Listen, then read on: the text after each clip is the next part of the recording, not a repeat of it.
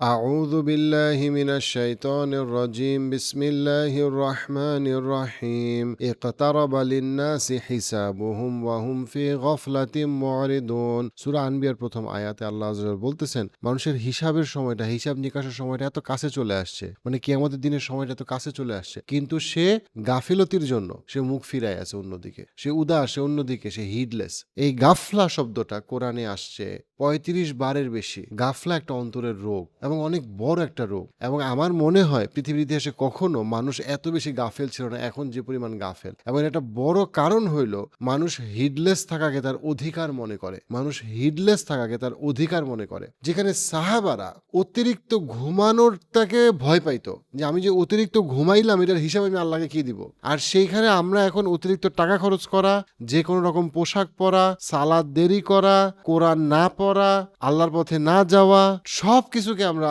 অধিকার মনে করি। কেন? আমার টাকা, আমার সময়, আমি তো কারো ক্ষতি করতেছি না। আমরা ভুলেই গেছি এই কনসেপ্টটা যে আমরা আল্লাহর বান্দা, আমাকে জমা খরচের হিসাব দিতে হবে এবং এই যে আমি আল্লাহর বান্দা এবং আমাকে যা নিয়ামত দেওয়া হয়েছে তার হিসাব আল্লাহকে দিতে হবে, এইটার ব্যাপারে সচেতন না থাকা, এটাই হচ্ছে গাফলা। আমাদের প্রথম স্পন্সর স্কাই বাই বিডি, যাদের মাধ্যমে আপনি চায়না থেকে যে কোনো প্রোডাক্ট আনতে পারছেন। অলরেডি 2 লক্ষর বেশি উদ্যোক্তা তাদের সাথে ব্যবসা করে উপকৃত হচ্ছে। তাদের ওয়েবসাইটে আরও ডিটেলস আছে।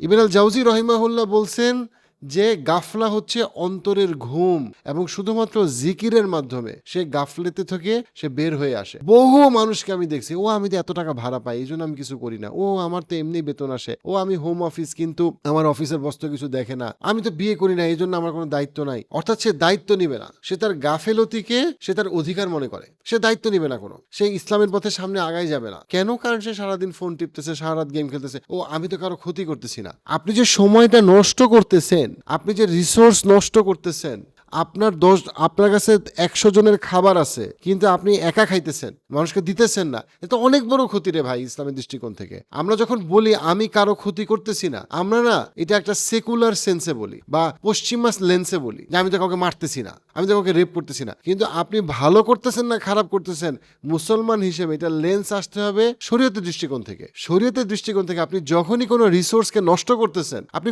অবশ্যই গুনাহ করতেছেন। গাফেলতি একটা গুনাহ এবং এই গাফেলতি অসম্ভব বেড়ে গেছে কেন? এই স্মার্টফোনের জন্য।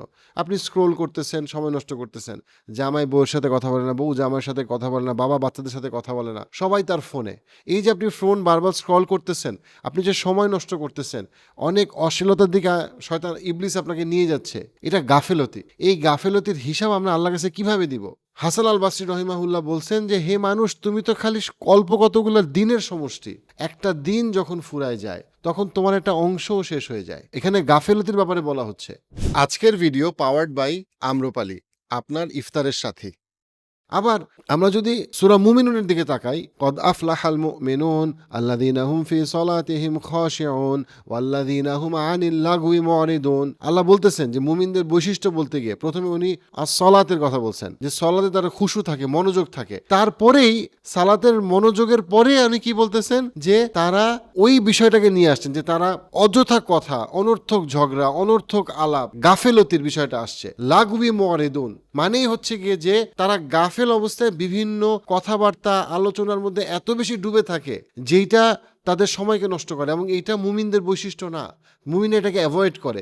খেয়াল করেন আপনার সালাতের যে মনোযোগ, খুশু তার সাথে আপনার জীবনের মনোযোগ খুব ইম্পর্টেন্ট। আপনার যদি জীবনে খুশু না থাকে আপনার সালাতে খুশু থাকবে না।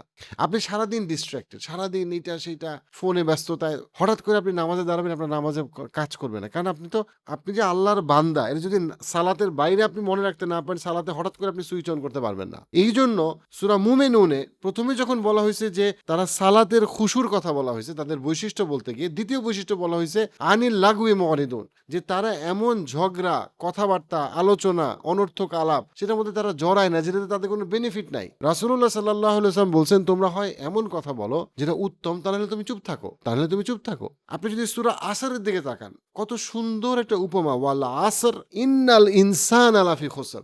সময়ের কসম করে আল্লাহ বলতেছেন যে সময়ের মানদণ্ডে সব মানুষ ক্ষয় হয়ে যাচ্ছে, ক্ষতির মধ্যে আছে। সব মানুষ, মানে সময় যদি একটা সমুদ্র হয় দেন ওই সমুদ্রে সব মানুষ ডুবে যাচ্ছে। কাদের কথা বলতেছে? এমন মানুষ যারা গাফেল।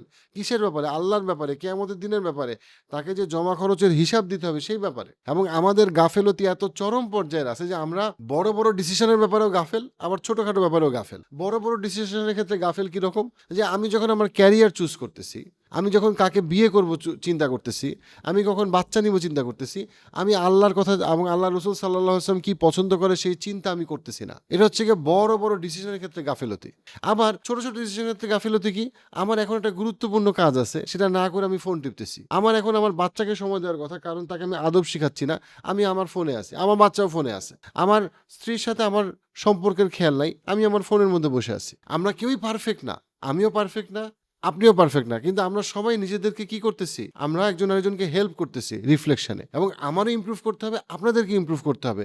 পার্টিকুলারলি আমি এখানে স্মার্টফোনের ব্যাপারে গুরুত্ব দিব। দেখেন, স্মার্টফোন একটা খুবই পাওয়ারফুল টুল, আমাদেরকে এটা ব্যবহার করতে হয়, কিন্তু এটা ব্যবহার করতে গিয়ে আমরা এত গাফেল হয়ে যাচ্ছি যে এক একজন 3 ঘন্টা 4 ঘন্টা 5 ঘন্টা ফোনে স্ক্রল করতেছি। ফলশ্রুতিতে আমাদের সম্পর্ক নষ্ট হচ্ছে, ফলশ্রুতিতে আমরা আমাদের মনোযোগ কোথাও রাখতে পারতেছি না।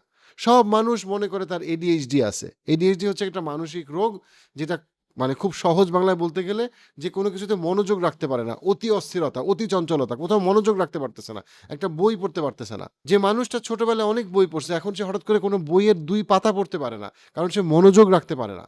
এগুলো হচ্ছে এডিএইচডি কিছু সিমটম। এখন ডেফিনেটলি এডিএইচডি কার আছে কার না এটা সাইকিয়াট্রিস্টরাই ডায়াগনোজ করবে। আপনি সেলফ ডায়াগনোসিস অনেক সময় ভুল হয়, কিন্তু এটা একটা বড় কারণ হচ্ছে আমরা এত বেশি ফোন স্ক্রল করি যে আমরা কোথাও মনোযোগ রাখতে পারি না। ফোনটা এমনভাবে তৈরি করা, সোশ্যাল মিডিয়া এমনভাবে ডিজাইন করা, সে আমাদেরকে আটকায় ফেলতেছে। এবং প্রথমে এটাকে খুব নির্দোষ মনে হয় যে একটু দেখলে কি হয়, তারপরে সেখান থেকে হয় অ্যাডিকশান, তারপর সেখান থেকে হয় পর্ন অ্যাডিকশান, তারপর থেকে সেখানে হয় পরকীয়া। পৃথিবীর কত রকম সমস্যা, সম্পর্কের সমস্যা আসলে সোশ্যাল মিডিয়ার সাথে জড়িত, তার তো কোনো ইয়ত্তা নাই। কিন্তু আমরা এই যে গাফেলতি, আমরা মনে করি আমার সময়, আমার বিছানা, আমার ওয়াইফাই, আমার টাকায় ফোন কেনা, আমি যা ইচ্ছা করব। না, আপনি তো আল্লাহর বান্দা, আপনাকে তো প্রত্যেকটা নিয়ামতের হিসাব কিয়ামতের দিন আপনাকে দিতে হবে। কিন্তু গাফেলতি আমাদের এত বেড়ে গেছে, যেটা থেকে মুক্ত হওয়ার জন্য আমাদের খুবই ইম্পর্টেন্ট একটা কাজ হচ্ছে গিয়ে কি? জিকির করা, মনোযোগ দিয়ে চুপ করে জিকির করা। একটা তো হচ্ছে কি আমি দোয়ার আলাপটা করেছি 2 পর্ব আগে। আরেকটা জিনিস আমি শুধুমাত্র যেটা বলবো, যেটা আমাদেরকে খুব হেল্প করে গাফিলতি কমানোর জন্য, সেটা হচ্ছে আপনি জাস্ট 10-15 মিনিট সময় নেন, সমস্ত ফোন সব কিছু থেকে দূরে। আপনি 100 বার সুবহান আল্লাহ পড়েন, 100 বার আলহামদুলিল্লাহ পড়েন, 100 বার লা ইলাহা ইল্লাল্লাহ পড়েন, 100 বার আল্লাহু আকবার পড়েন। জাস্ট 10 থেকে 15 মিনিটের প্রতিদিনের এই প্র্যাকটিস আপনাকে গাফিলতি থেকে বাঁচাইতে হেল্প করবে। এবং এটা এমন একটা হাদিস, যে হাদিসটা শুনলে আপনি অবাক হয়ে যাবেন, যেটা এটাও সম্ভব যে হাদিসে এত বড় পুরস্কারের ঘোষণা করা হয়েছে, এটাও সম্ভব। রাসূলুল্লাহ সাল্লাল্লাহু আলাইহি ওয়াসাল্লাম অথেন্টিক হাদিসে বলছেন যে দিনে 100 বার সুবহান আল্লাহ বলল, এটার ইকুইভ্যালেন্স হচ্ছে গিয়ে সে 100 জন এমন দাস যে ইসমাইল বংশের পরম্পরায় আসছে, সেরকম 100 দাসকে সে ফ্রি করে দিল। সুবহানাল্লাহ, চিন্তা করতে পারেন, জাস্ট 100 বার সুবহানাল্লাহ বলা। রাসূলুল্লাহ সাল্লাল্লাহু আলাইহি ওয়াসাল্লাম আরো বলছেন যে 100 বার আলহামদুলিল্লাহ বলল দিনে, অ্যাজ ইফ সে 100টা ঘোড়া, যেটাকে যুদ্ধের জন্য প্রপারলি রেডি করা হয়েছে, প্রস্তুত করা হয়েছে, এবং তারপরে ওই 100টা ঘোড়াকে আল্লাহর রাস্তায় যুদ্ধের জন্য পাঠায় দেওয়া হয়েছে। চিন্তা করতে পারেন জাস্ট 100 বার আলহামদুলিল্লাহ বলার বেনিফিট। তারপরে হাদিসে বলছেন 100 বার আল্লাহু আকবার। এটার কি, যে 100টা উট, যে 100টা উট হজে কোরবানি দেওয়ার জন্য রেডি করা হয়েছে এবং হজে কোরবানি দেওয়া হবে। চিন্তা করতে পারেন 100 বার আল্লাহু আকবার মানে 100টা হজের জন্য, হজে উট রেডি করা হয়েছে, হজকে কোরবানি দেওয়া হবে এই জন্য। তারপরে রাসূলুল্লাহ সাল্লাল্লাহু আলাইহি ওয়াসাল্লাম বলছেন সে 100 বার লা ইলাহা ইল্লাল্লাহ, এবং উনি বলছেন এটা কি হবে? এটা হচ্ছে আসমান এবং জমিনের পুরাটাকে ফিল আপ করে দিবে, নেকি দিয়ে পুরাটাকে ফিল আপ করে দিবে, টু অ্যান এক্সটেন্ট যেখানে কিয়ামতের দিনে আর কেউ আসবে না যে এর থেকে বেশি ভালো কিছু নিয়ে আসছে, এক্সেপ্ট যে এইটা করছে অথবা এর সাথে আরো কিছু অ্যাড করছে। সুবহানাল্লাহ। এবং এটা শেখ আলবানী রহিমাহুল্লাহ হাদিসটাকে সহিহ বলছেন। 100 বার সুবহানাল্লাহ, 100 বার সুবহানাল্লাহ কি? যে আমি 100টা দাসকে আমি মুক্ত করলাম, আমার টাকা নাই কিন্তু আমি ওই সোয়াবটা পাচ্ছি। এবং এটা শুধু সাধারণ দাস না, এমন দাস যারা ইসমাইল বংশ পরম্পরায়। তারপরে যখন আমি 100 বার আলহামদুলিল্লাহ বললাম, সেটা কি? আমি 100টা ঘোড়া আল্লাহর রাস্তায় যুদ্ধের জন্য আমি পাঠাইলাম, সেটার সোয়াব। তারপরে হচ্ছে গিয়ে আলহামদুলিল্লাহ, সেটা কি? 100টা উট যেটা হজে কোরবানি দেওয়া হবে। আর তারপরে কি ১০০ বার লা ইলাহা ইল্লাল্লাহ, সেটা হচ্ছে গিয়ে আসমান এবং জমিন এবং এর মধ্যে যা কিছু আছে সবকিছুকে ফিল আপ করে দিবে নেকি দিয়ে, এবং সেটা নিয়ে কিয়ামতের সামনে আমরা দাঁড়াইতে পারবো। অবশ্যই এর মানে এই না যে আপনি এই জিকির করলে আপনি যত গুনাহ করেন কোনো সমস্যা নাই, কবিরা গুনাহ করলে সমস্যা নাই, আপনি মুশরিক হলে সমস্যা নাই। না, অবশ্যই সেগুলো পূর্ব শর্ত যে আপনি ঈমান এবং আমলে সলেহ করবেন, সেগুলো তো অবশ্যই। কিন্তু এটা জাস্ট ইন্ডিকেট করে যে রাসূলুল্লাহ সাল্লাল্লাহু আলাইহি ওয়াসাল্লামের অন্য একটা হাদিস যেখানে উনি বলছেন যে আল্লাহ আযজা ওয়া জাল যেই ৪টা কথা খুব বেশি ভালোবাসেন সেটা হচ্ছে সুবহানাল্লাহ, আলহামদুলিল্লাহ, লা ইলাহা ইল্লাল্লাহ এবং আল্লাহু আকবার। সো আমরা যদি এটা কতক্ষণ লাগে? ১৫ মিনিট লাগে না। ১০ থেকে ১৫ মিনিটের মধ্যে আপনি স্থিরভাবে করতে পারেন। করলে আপনি পরকালের জন্য এই বিশাল রিওয়ার্ডটা পাইলেন, এবং আপনি করলে আপনি যেটা বুঝতে পারবেন সেটা হচ্ছে গাফেলতিটা কমে, নিজের উপরে সচেতনতা বাড়ে, রিফ্লেকশন বাড়ে, আল্লাহর সাথে ভালো সম্পর্ক হয়। এই জিকিরগুলোকে আমরা খুব হালকাভাবে দেখি এবং আমরা শিক্ষিত মানুষ মনে করি এগুলো বললেই কি আর না বললে কি। না, এগুলোর প্রভাব আছে আপনার উপরে, আপনার ফ্যামিলির উপরে, আপনার সন্তানের উপরে এবং আপনার সবচেয়ে বড় কথা আপনার নিজের উপরে। আল্লাহ আমাদেরকে গাফিলতি থেকে মুক্তি দান করুন।